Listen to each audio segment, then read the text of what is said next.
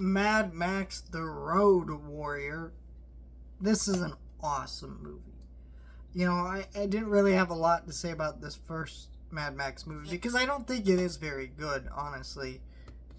It's not a bad movie. It set up this franchise well enough, but there's a reason it flopped here in the States. So when they made The Road Warrior, and the reason it's constantly referred by the general populace here in the States as The Road Warrior, is because they rebranded this movie as that and not a Mad Max movie so it would do better here because the first one flopped. And you totally understand why that first movie flopped because it just was kind of boring, honestly. The action wasn't great.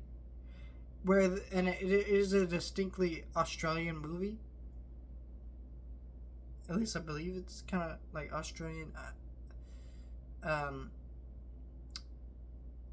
whatever. This movie's a much better film overall, just filmmaking wise.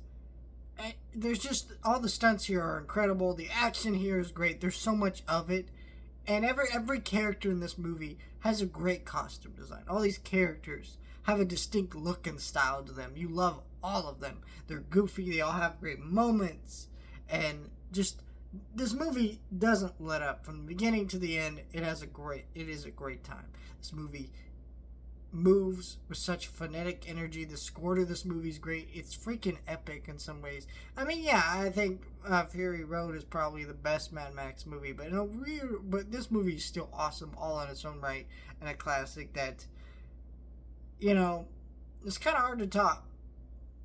And they somehow did it with Fury Road, and we'll talk about that when we get to that. But this is an awesome movie, and I can't wait to talk about Fury Road. But for right now, Road Warrior's awesome.